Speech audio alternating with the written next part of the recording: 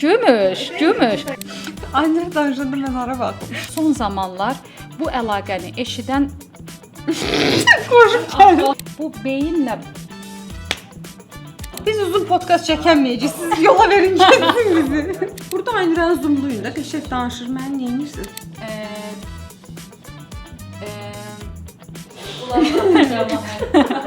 Burada müalicə son olaraq bizim vermək istədiyimiz mesaj boğulmuş demək. maraqlı oldu mu səncə?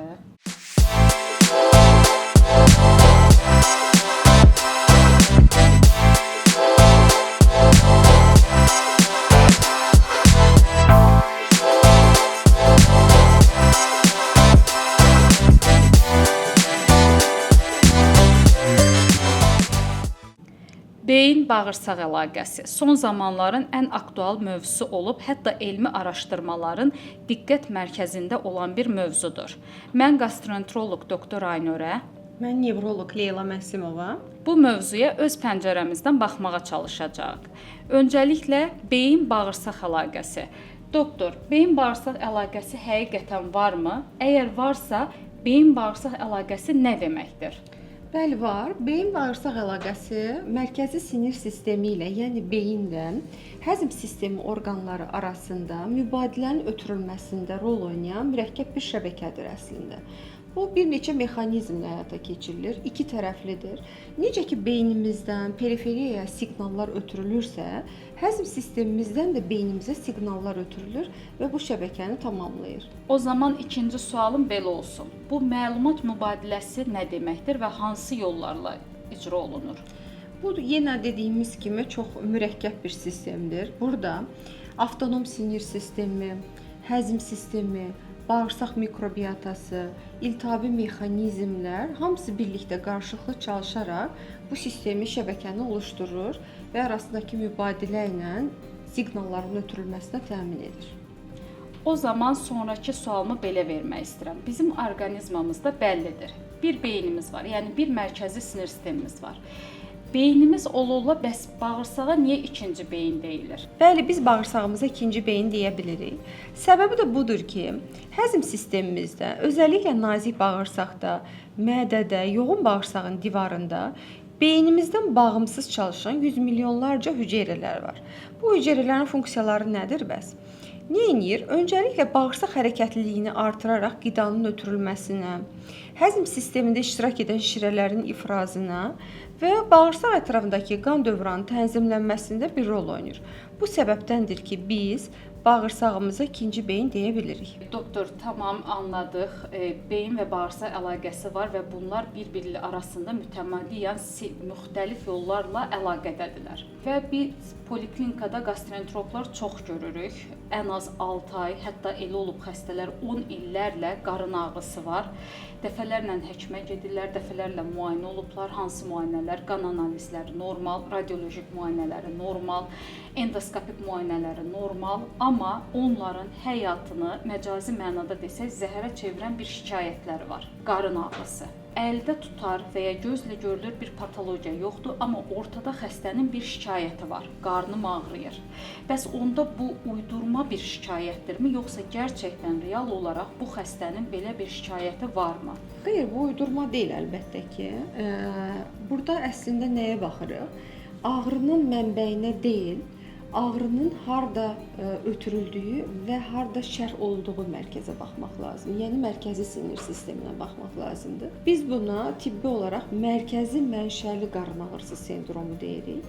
Mərkəzi mənşəli qarın ağrısı sindromu əslində bioloji, psixoloji, sosial olaraq bir birləşmənin nəticəsidir. Yəni buradan belə anladıq ki, əslində siqnal gələn yerdə bir problem yoxdur. Siqnalın keyfiyyətində də bir problem yoxdur, amma beyin onu ağrı kimi yorumlayır. Bəli. Tamam, belə bir anlayış öyrəndim. Mərkəzi mexanizmlərlə baş verən qarın ağrısı. Yəni əslində qarın ağrısına səbəb ola biləcək qarın boşluğunda bir patologiya yoxdur və ya qarın boşluğundan beyinə ötürülən siqnalda da bir problem yoxdur, amma beyin bunu ağrı şəklində algılayır. Biz gastroenteroloqların poliklinikada ən çox gördüyü xəstə qrupun kimlərdir? Özəlliklə funksional bağırsaq pozğunluğu xəstələri olan qıcıqlanmış bağırsaq sendromundan əziyyət çəkən xəstələr. Bu xəstələrin tanı kriteri nədir? Ən az 6 ay qarın ağrısı olacaq və qarın ağrısı ilə bərabər bir-birini izləyən qəbizlik və ishal ataklar olacaq. Bu qıcıqlanmış bağırsaq sendromu diaqnozu qoya bilməmiz üçün təbii ki, biz də yenə endoskopi daxil müayinələr eləyirik. Həm qan analizi, həm radiolojik müayinələr, həm endoskopik müayinələr, bunlar hamısı normal olur. Yəni bizim əldə tutar bir patologiyamız olmur. O zaman qıcıqlanmış bağırsaq sendromundakı qarın ağrısı da mı mərkəzi mexanizmlərlə yaranan qarın ağrısı sendromudurmu? Bunu belə izah etmək istəyərdim. Mərkəzi mənşəli qarın ağrısı ilə qıcıqlanmış bağırsaq sendromunda ağrı mexanizmi tamamilə fərqlidir. Qıcıqlanmış bağırsaq sendromunda bağırsaqda bir iltihabi proses olur həqiqətən də və bu iltihabi proses nəticəsində aşağı dərəcəli iltihabi sitokinlər çıxır və bu beyinə siqnalların ötürülməsinə, yəni ağrının beyinə ötürülməsinə səbəb olur. Çünki bağırsaq bir həssaslaşmış orqana çevrilmiş olur. Ancaq yəni keyfiyyət burada çox önəmlidir əslində. Ancaq mərkəzi mənşəli baş ağrısında burada orqanın özündə bir iltihabi proses olmadan belə yüngül bir ağrı, yəni çox şiddətli olmayan ağrını belə beyində biz çox şiddətli şəkildə izah edə bilərik. Yəni beyin bunu şiddətli bir ağrı kimi, davam edən bir ağrı kimi izah edə bilər, şərh edə bilər və mexanizmi fərqli olur. Doktor, əslində mən bu sualı qəsdən verdim. Niyə? Son dönəmlərə qədər elə hesab olunurdu ki, qıcıqlanmış bağırsaq sendromu olan insanların bağırsağında heç bir patologiya olmadan xəstələrin bu şikayəti olur. Amma son araşdırmalar artıq göstərdi ki, bağırsaqda istər anatomik, istər də fiziolojik olaraq bəzi pozğunluqlar var. Yəni bu pozğunluqlar nələrdir? Bağırsaq motorikasında pozğunluq olur.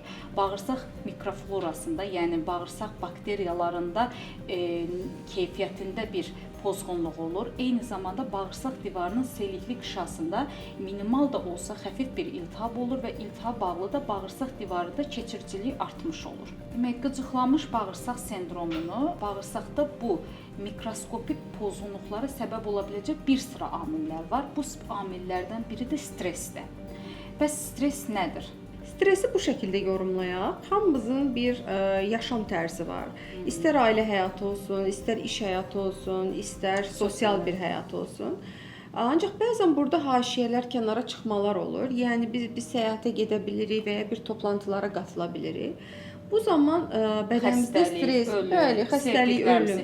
Yəni bu durumda bir stres faktoru ortaya çıxır. Ancaq bu stres faktorunu yönətə bilmək hər insanda fərqli olur. Yəni bəzi insanlar stresi yönətə bilmir. Onda psixiatrik sorunlar çıxır. Yəni depression, mud düşüklüyü, bu kimi durumlarla qarşılaşa bilirik və bəzilərində fiziolojik olaraq, məsələn, imtahana gedərkən ishal olması, aşırı tərləmənin olması kimi durumlarla qarşılaşa bilirik. Bəzi qruplarda isə xroniki xəstəlikləri var. Bunlara ülserativ kolit ola bilər və ya hipertansiyon ola bilər, şəkər ola bilər. Bunların alevlənməsi ola bilər. Yəni stresi yönətmək hər orqanizmdə fərqli şəkildə olur. Əslində doktor, bu stres insanlıq yaranandan bəri olub, var, olacaq. O zaman bu deməkdir ki, yəni bizim həyatımızda xəstəlik olacaq, faciə olacaq, sevdiklərimizi itirmək olacaq. Yəni bir kənara çıxmalar, bir dəyişikliklər olacaq. O zaman bu deməkdir ki, hər stres çəkən insan mütləq xəstələnməlidirmi? Əslində xeyr, ancaq belə bunu bir neçə amillərə bağlaya bilərik. Bunlardan birincisi xəstənin və ya insanın yaşam tərzi.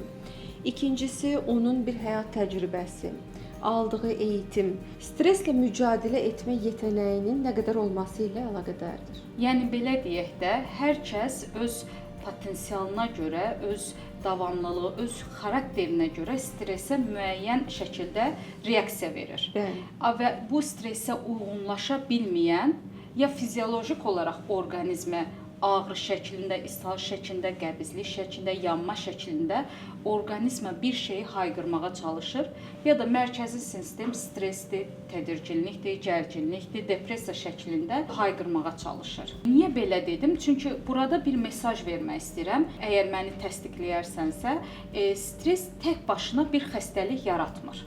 Yəni xəstəliyin əmələ gəlməsi üçün, xəstəliyin yarana bilməsi üçün stress və yanında bəzi, məsələn, genetik meyllilik, məsələn, bağırsaq mikroflorasında pozğunluq, məsələn, iltihabi və ya immun sistemdəki bir mexanizmlərdə bir pozğunluq bərabər olmalıdır ki, ortada bir xəstəlik yaranmış olsun.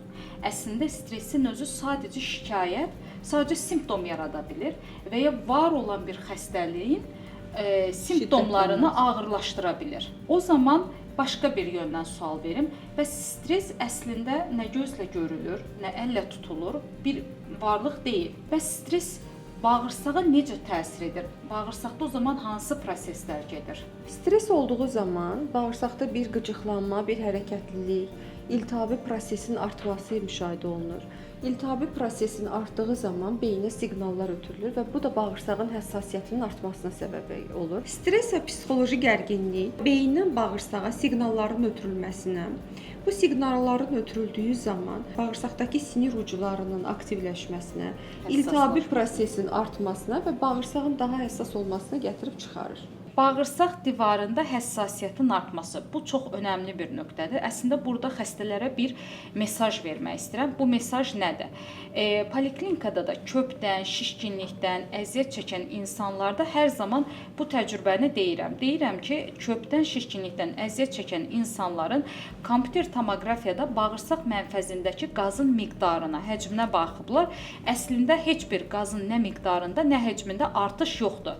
Sadəcə həssasiyyət, bağırsaq divarında həssasiyyət artdığı üçün insanlar bunu köp, şişkinlik, çatladım, partladım şəklində hiss etməyə başlayırlar. Son olaraq bu qədər danışdıq stressdən, stressə bağlı bağırsaq divarında artmış həssasiyyətdən, stressin tək başına xəstəlik yaratmayıb, simptomlara səbəb olduğundan və s. və ilaxır.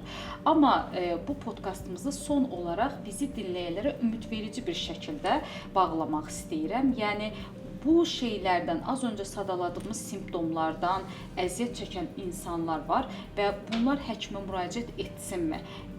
Müalicəsi varmı? Əlbəttə ki, burada müalicə var. Xəstələr müraciət etməli və doğru müalicə almalıdırlar, öncəliklə dərman preparatları ilə. İkinci ən önəmli nüans isə həkimlə xəstə arasında olan bir ilişkidir. Yəni öncə biz xəstəni dinləməliyik. Xəstənin bu durumuna səbəb olan bir uşaqlıqdan gələn bir travması varmı? Hal-hazırda yaşantısında bir problemlə mi qarşı-qarşıyadır? Bunu bir çözməliyik. İkincisi, xəstənin ağrısının olmasını həkim inanmalıdır. Yəni daha doğrusu bunu xəstəyə inandırmalıdır. Yəni onu küçümsəmədiyini hiss etməlidir ki, bəli, bu ağrına həkim olduğunu inanır. Ancaq bunu xəstəyə də aşılamaq lazımdır ki, bəli, ağrı var. Ancaq bu ağrı böyük bir xəstəliyin, yəni şiş, hər hansı bir törəmənin nəticəsi deyil. Bir sendromdur. Bunu aradan qaldırmaq olar, istər dərman, istər psixoloji müdaxilə ilə. Son olaraq bizim vermək istədiyimiz mesaj pozulmuş bağırsaq-beyin əlaqəsinin müalicəsi vardır.